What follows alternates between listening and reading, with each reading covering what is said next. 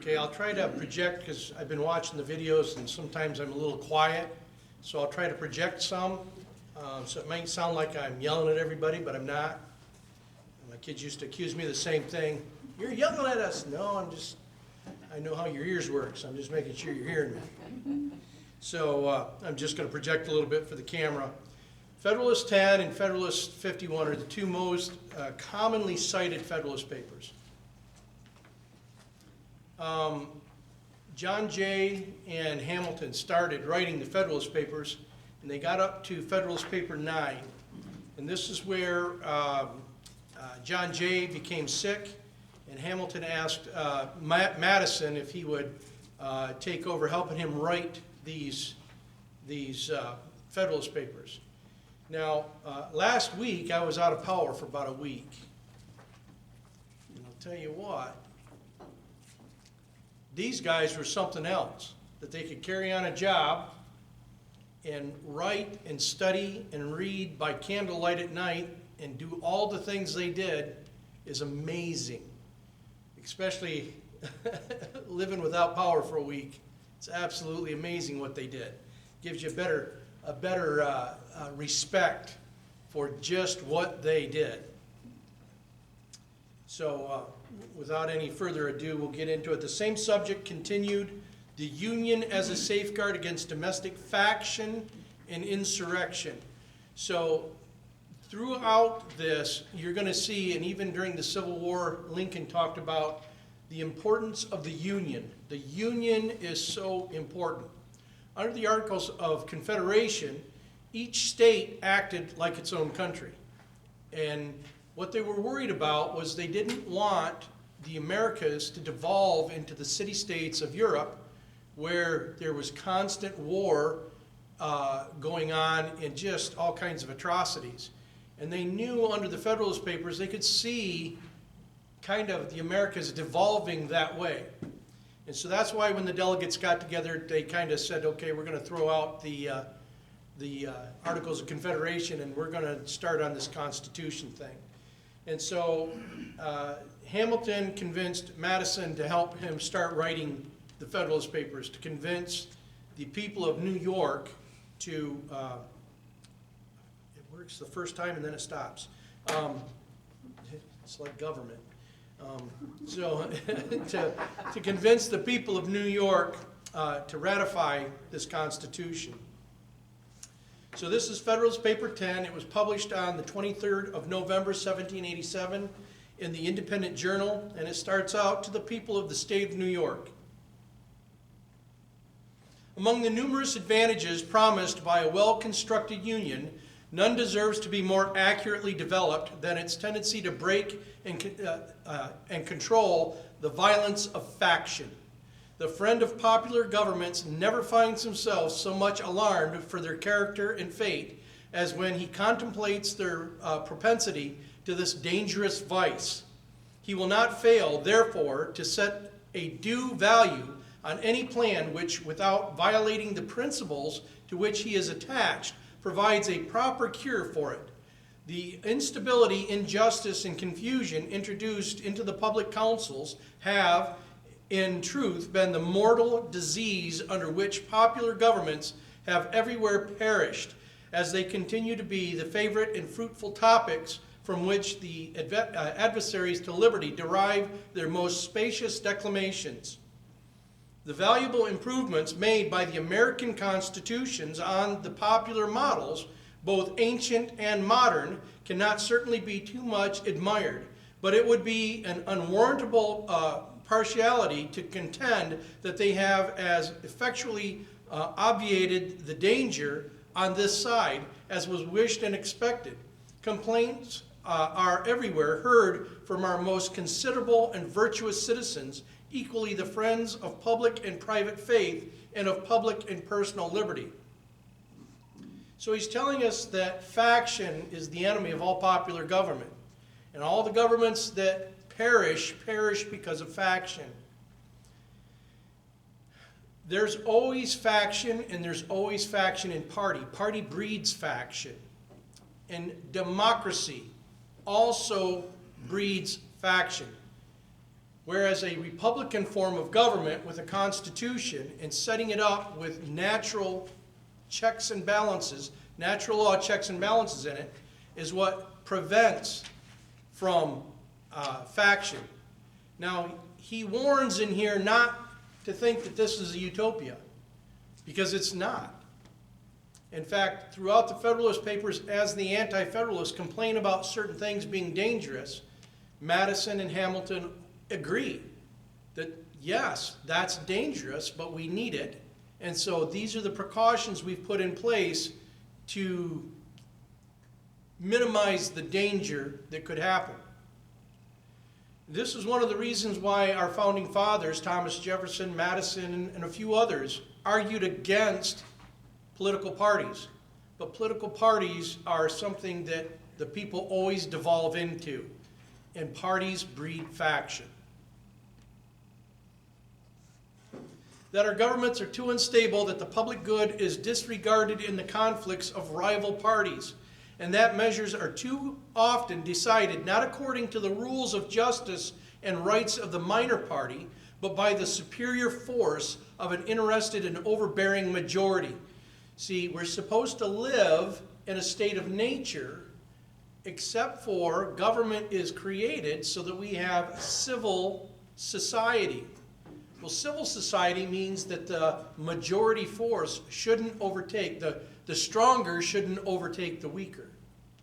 And so that's what he's talking about here. And faction has a tendency to take its mighty force, its majority force, over the minority and crush it.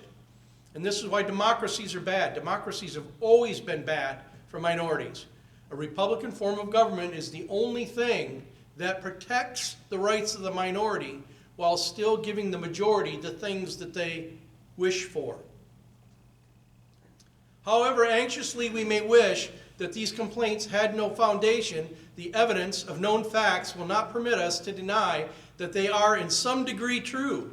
It will be found indeed on a candid review of our situation that some of the distresses under which we labor have been erroneously charged on the operation of our governments. Now, what's he talking about when he says the candid review of our situation? What's their situation?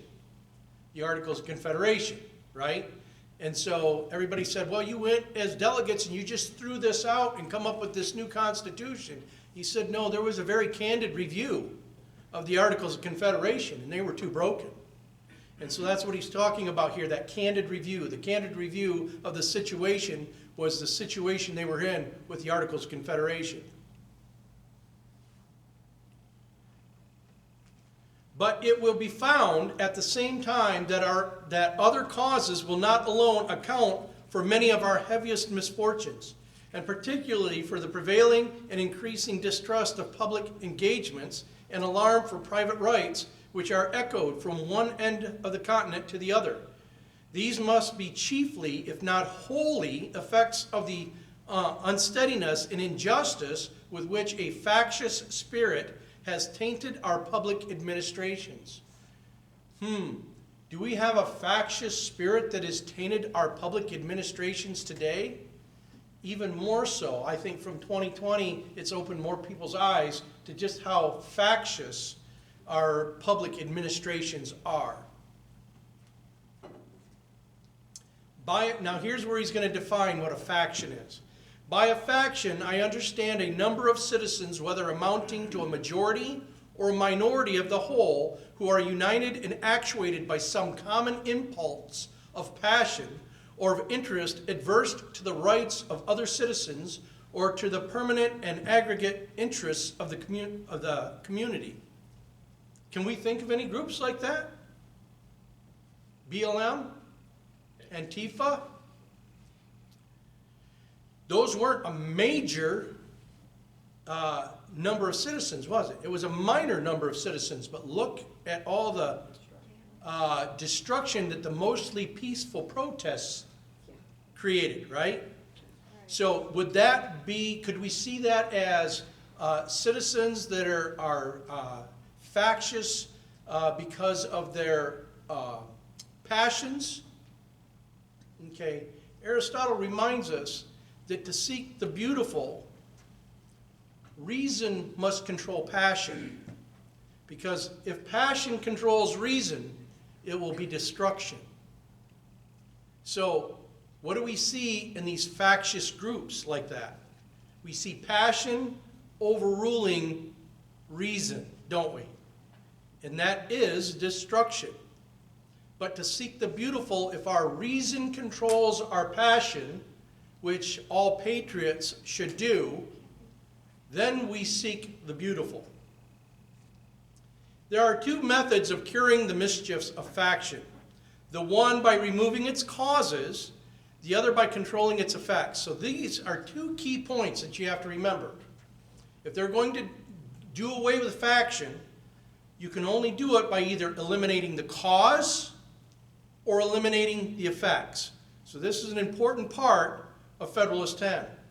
There are again two methods of removing the causes of faction.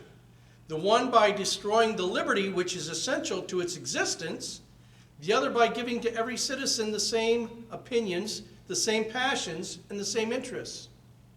Okay, so there's two causes that he's talking about here. Two causes to faction: liberty and the unequal distribution of property, right?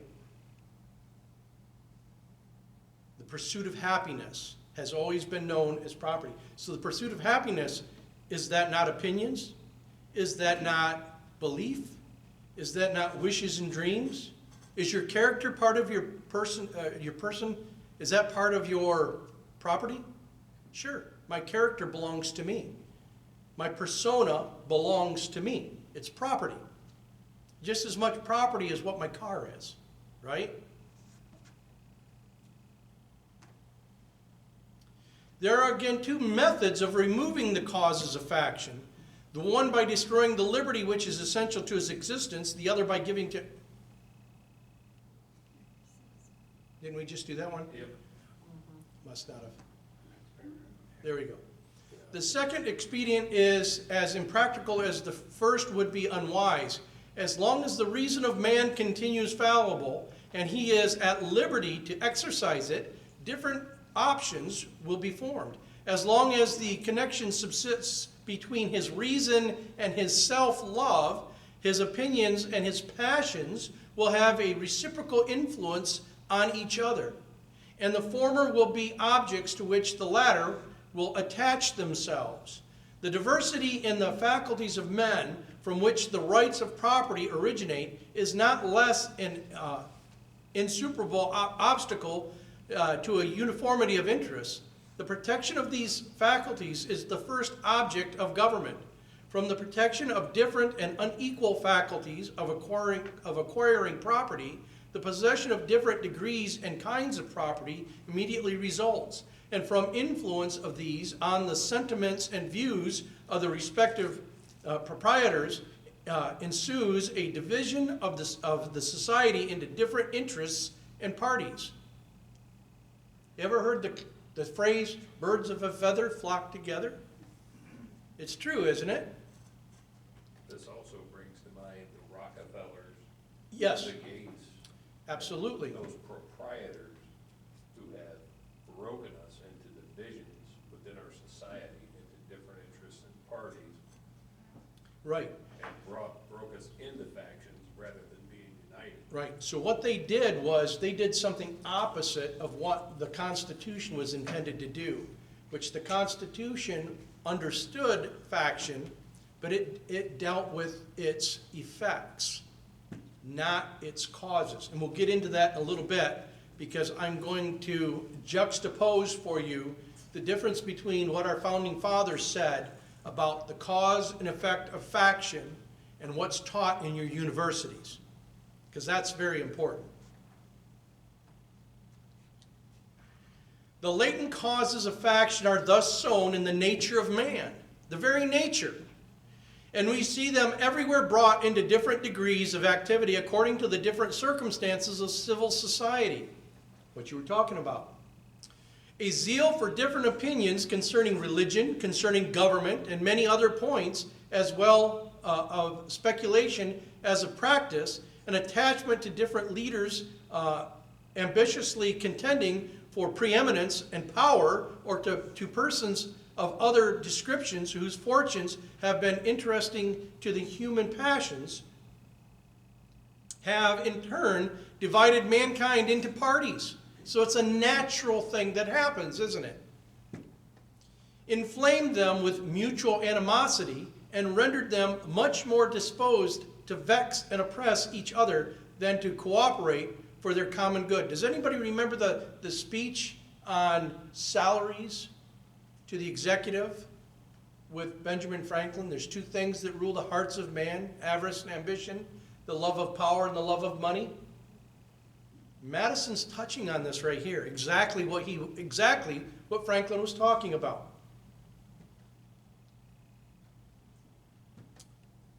Let's see, where did I leave off? So strong. I'm sorry? So strong. Bottom Okay, so strong is this propensity of mankind to fall into mutual animosities that where no substantial occasion presents itself, the most frivolous and fanciful distinctions have been sufficient to kindle their unfriendly passions and excite their most violent conflicts. Oh my Lord, it was written for today. It's exactly true today. And why? Because our founders understood the natural nature of man. They didn't judge it good or bad. They just knew what it was. And they understood it. But the most common and durable source of factions has been the various and unequal distribution of property. Those who hold and those who are without property have ever formed distinct interests in society. Those who are creditors and those who are debtors fall under a like discrimination. A landed interest and a manufacturing interest, a mercantile interest, a moneyed interest, with many lesser interests, grow up of necessity in civilized nations and divide them into different classes, actuated by different sentiments and views.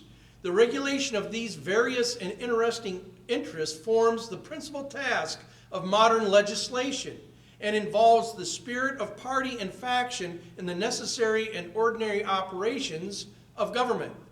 So he said these are natural things, these are going to happen.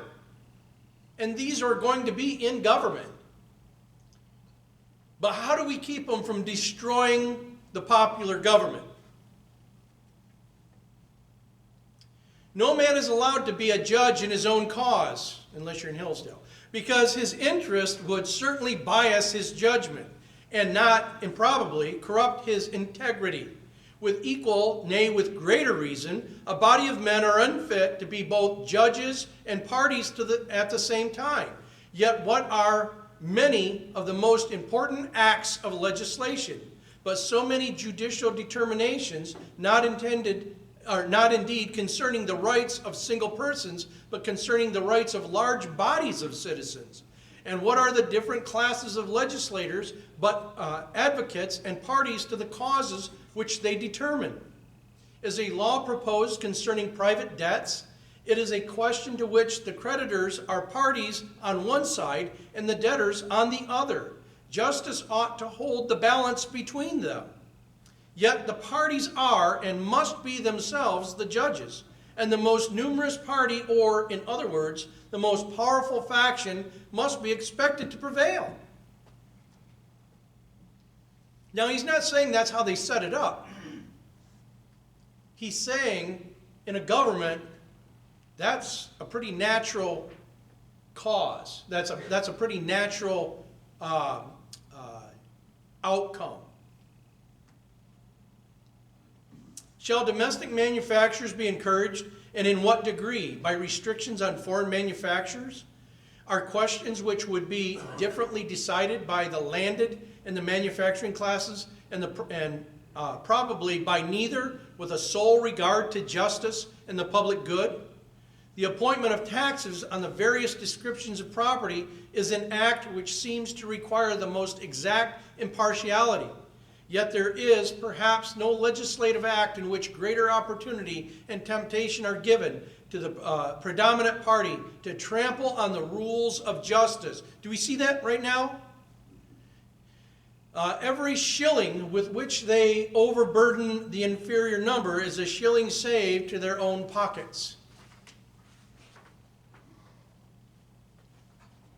It is in vain to say that enlightened statesmen will be able to adjust these clashing interests.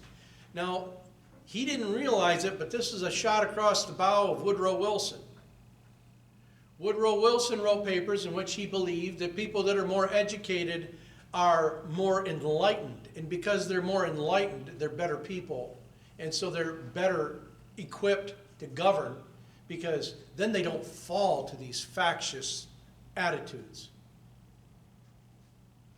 That's a huge mistake. We'll be able to adjust these clashing interests and render them all subservient to the public good. Enlightened statesmen will not always be at the helm, nor in many cases can such an adjustment be made at all without taking into view indirect and remote considerations, which will rarely prevail over the immediate interest which one party may find in disregarding the rights of another or the good of the whole. The inference to which we are brought is that the causes of faction cannot be removed, and that relief is only to be sought in the means controlling its effects. I think I did miss one slide. What he talks about is, he said, and that's important, he says that that liberty is to faction what air is to fire. And to get rid of air because of the destructive nature of fire is impracticable, because all living things need air. Just as all living things need liberty, and to get rid of liberty, to deal with the cause of faction, is as impracticable. Okay? And because everybody has different interests, wishes, beliefs, and all those things, different characters, giving everybody the same thing is not only impracticable, but it's impossible.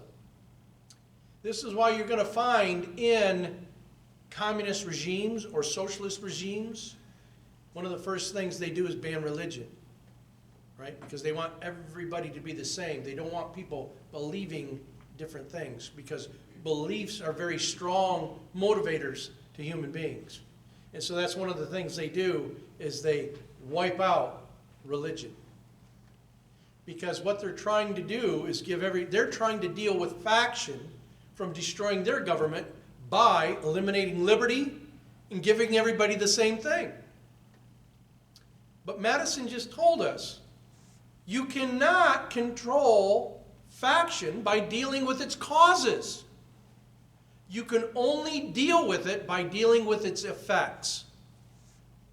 And this is where the conservative ideology of the Constitution greatly clashes with the progressive ideology of the Constitution. This is the difference between dealing with the effects of faction or dealing with its causes. Because a lot of universities will stop at that point where, well, unequal distribution of property causes faction. So what we'll do is wealth redistribution, right? Give everybody the same thing. That deals with faction. No, it's impracticable. It's impossible. And so faction still raises its ugly head and destroys the nation. If a faction consists of less than a majority, relief is supplied by the Republican principle, which enables the majority to defeat its sinister views by regular vote. It may clog the administration, it may convulse the society, but it will be unable to execute and mask its violence under the forms of the Constitution. When a majority is included in a faction, the form of popular government, on the other hand, enables it to sacrifice to its ruling passion or interest both the public good and the rights of other citizens. To secure the public good and private rights against the danger of such a faction, and at the same time to preserve the spirit and the form of popular government is then the great object to which our inquiries are directed. Let me add that it is the great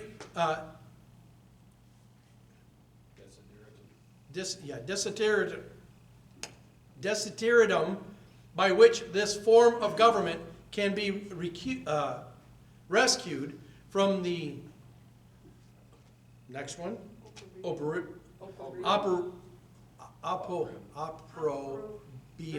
opprobrium, by which this form, I do the same thing in Latin class, I'm horrible, under which it has so long labored and be recommended to the esteem and adoption of mankind. So what's he talking about there?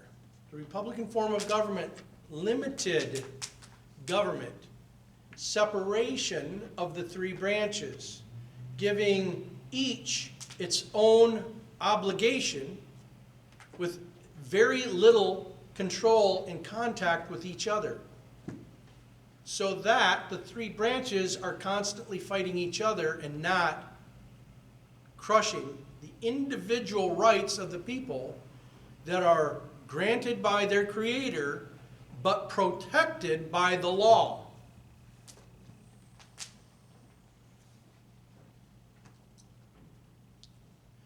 By what means is this object attainable? Evidently by one or two only. Either the existence of the same passion or interest in a majority at the same time must be prevented, or the majority having such coexistent passion or interest must be rendered by their number and local situation unable to concert and carry into effect schemes of oppression. See, this is one of the arguments. One of the arguments was, well, you know, our states are too big for a Republican form of government, Madison. It won't work. And the more people we get, oh my gosh, the factions are going to run rampant. And he said that's a security. For the more people that we have, birds of a feather, in all these different locations, it will be much harder. And as more people come in, and as we expand to the west, it's going to be harder for one very passionate faction to get enough people together to crush others' rights. Oh, was I done with that one? No. Hmm? Not quite. I wasn't. Let me see where I'm at.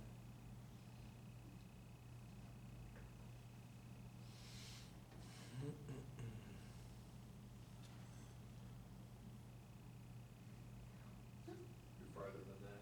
Yeah.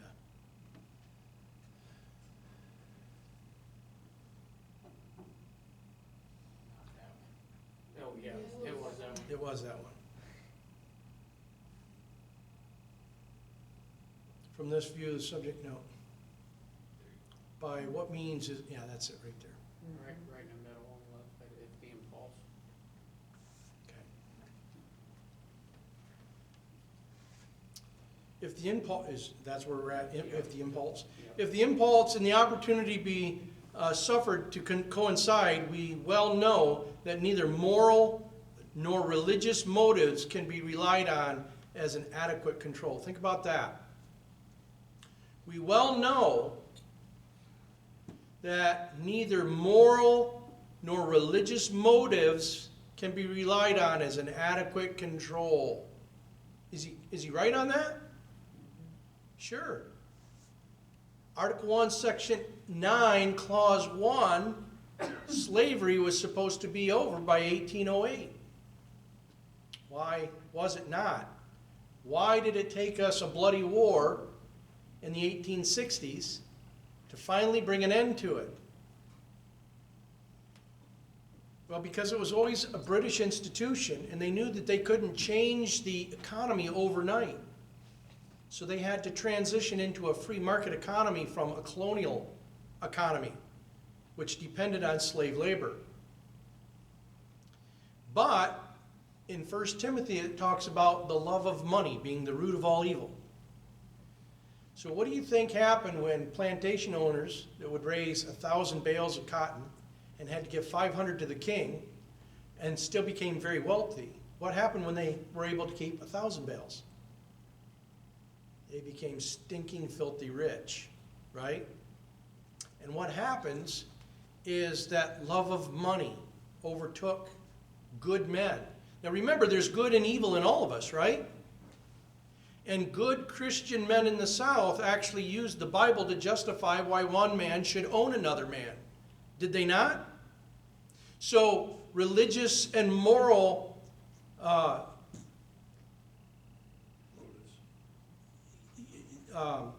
morality and religious belief wasn't